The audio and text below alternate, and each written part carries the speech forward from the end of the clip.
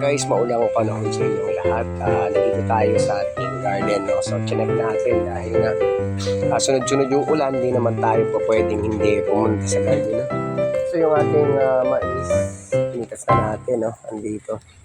Napitas na natin para gawin na lang natin punla, guys. Tsaka yung ating mga tanim dito, oh. Nauulanan talaga grabe yung ulan na nagsunod-sunod. Kaya yung ulam natin for today, kinuha ko na yung ating saging, no? Ayan na siya, oh. So ito na yung ating saging, no? Puso ng saging at saka yung mga mais natin.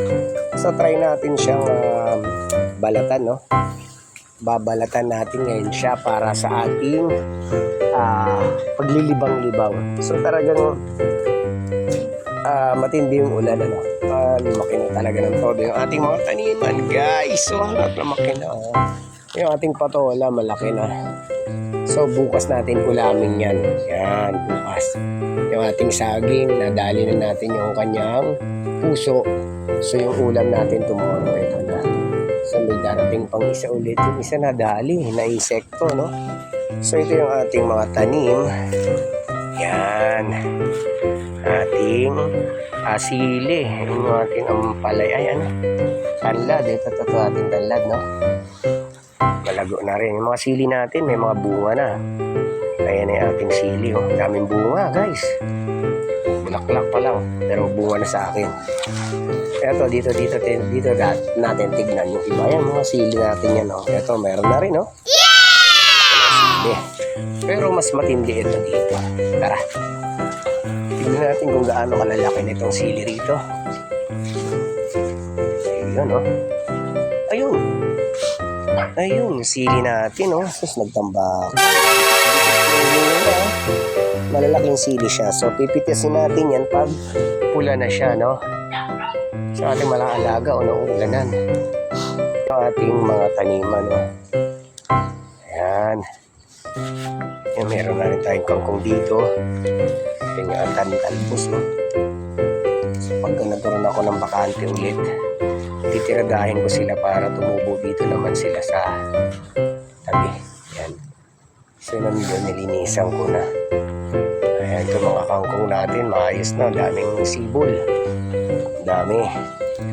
Kasi ito yung ating mais, nadali na natin. So, ito yung ating kangkong pa, oh. Sili, oh. Yan, mga sili, dami nagsipagbungahan na, no, guys, no? Yung kalamansi, mga sili, dami. Marami tayong mauulam, mapipitas na ulam dahil sa tuloy-tuloy na yung ating ulan, no? So, nagsipagtubuan, nagbigay ang kalikasan ng pang-ulam natin. So, mamaya, guys, pipitasin natin. Next na natin yung papaya, no? So, pag meron tayong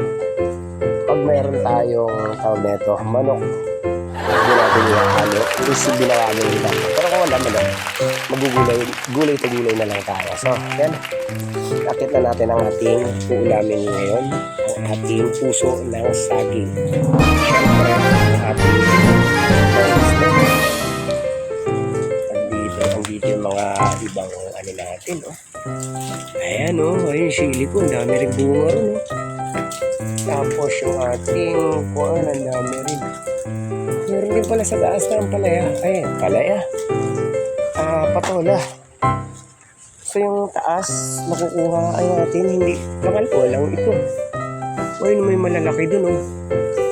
Siyempre, unahin natin malalaki, no? Para bigay natin yung iba. Ano na natin mauulam, guys. So, ang ating kalabasa wala pa. So, yun, guys, tara. Dahil maulan, nakita tayo. Let's go. Siyempre, no? Nakita tayo. Uy, yung ating ano nga pala, oh. Nabuhay na yung ating kay Mito, no? Ang ating papaya. Ito yung papaya natin. Malalaki bunga niya, guys. Malalaki bunga. Tapos yung ating papaya dito. May naglibing dito. Di ko alam kung ano ito. Bakit may naghukay dito? Yung ating papaya, binigyan ng vitamins. Kung ano man ito. Isa natin papaya. Puputulin ko yan. Tapos imamarketing ko. Para mababa lang yung bunga sa pagpitas natin. No? Imamarketing ko siya. So, ayan, tara. Guys, akit na natin itong ating ulam. Sige. Ayan, ito yung ating ulam. Ay, ulam for today. Puso ng saging. Maiwang muna kayong mais kasi luluto muna tayo. Okay guys, let's go guys. Let's go. Akit na tayo. Ayan. Sa ating malunggay. Let's go.